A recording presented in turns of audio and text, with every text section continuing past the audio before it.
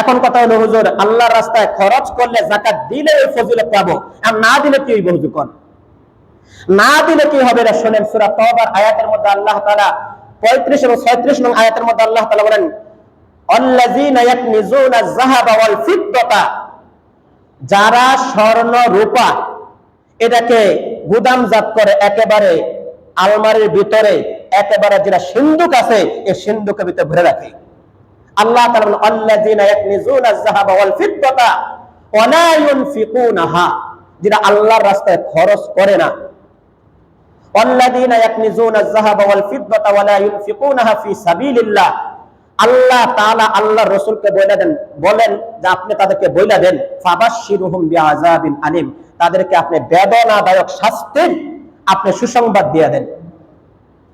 বেদনাদায়ক শাস্তির পরিণতিটা বা সিস্টেমটা কেমন হবে? কোরআনে কারীমে সূরা তাওবার আয়াতের মধ্যে আল্লাহ তাআলা বলেন, যেই সম্পদ জমা কইরা এটা একেবারে সিন্ধুকের ভিতরে বইরা রাখে, তালার ভিতরে তালা, তালার ভিতরে তালা, আল্লাহ তাআলা বলেন ওই সম্পদগুলি কাল কিয়ামতের ময়দানে জাহান্নামের আগুনের মধ্যে ফাতুকুয়া বিহা, এটা উত্তপ্ত করা হবে রোলার বানাইয়া। ফাতুকুয়া বিহা জিবাহুহুম ওয়া জুনুবুহুম ওয়া যুহুরুহুম, ওই উত্তপ্ত রোলারটা দিয়া মানুষের কপালের মধ্যে, মানুষের পিঠের মধ্যে এবং মানুষের এই পার্শ্ব দেশে এটা দিয়া সেক দেওয়া হবে।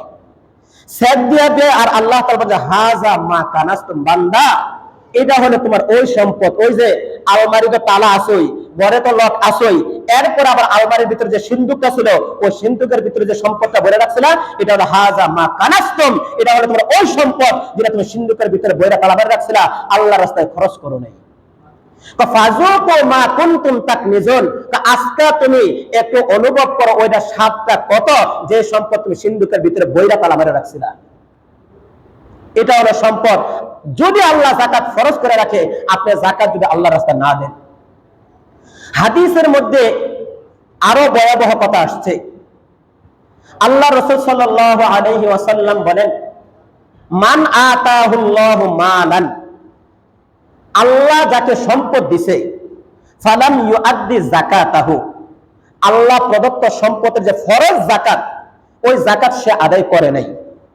আল্লাহ রাসূল বলেন, মুসসিলা লাহু ইয়াউমাল কিয়ামাতি শুজাআন, ওই সম্পদটাকে কাল কিয়ামতের ময়দানে একটা 20 দর সাপ বানানো হবে। কি সাপ? 20 দর সাপ। 20 দর যে হবে এই তরজমা করতে গিয়ে আসলো, আল্লাহ রাসূল বলছেন যে আকরা লাহু যাবিবাতানি, যে সাপটা বানানো হবে এই সাপটার দুই চোখের উপর দুটো তিলক থাকবে। আমাদের দেশে সাধারণত যে সাপগুলো 20 দর, এগুলো সাধারণত তিলক বলা হয়। আল্লাহ রাসূল বলেন আকরা লাহু যাবিবাতানি, ওই সাপের দুই চোখের উপরে দুটো তিলক থাকবে, যেটা প্রমাণ করে যে 20 দর সাপ। ওই সাপটাকে ইউতাওয়াকাহু ইয়াউমাল কিয়ামা, এটাকে তোপ বানায়, অর্থাৎ তাবিজের জন্য যেভাবে রশি ঝুলানো হয় এটারে এইভাবে গলার মধ্যে ঝুলাইয়া দেওয়া হবে। তো ওই সাপটা সুম্মা ইয়াখুযু বিলিহজামাতাইহি, এটা তার গলার মধ্যে ফেসাইয়া তার এই দুই জাবরুরে এভাবে জাবরায়া ধরবো। দইরা সেরা সে এক একটা সবল এদিক দিয়ে দিবে, আরেকটা সবল এদিক দিয়ে দিবে, দিবে আর বলবে আনা মালুকা ওয়া আনা কানজুকা, আমি হলো তোমার ওই সিন্ধুকে তালামারে যে রাখছি না ওই সম্পদ, ও আনা কানজুকা, আমি হলাম ওই তোমার সিন্ধুকে বড় কানজ সম্পদ, যেটা খনিজজাত করে রাখছি না। বড়লোক ধনী সম্পদশালী সাবধান হন, সম্পদ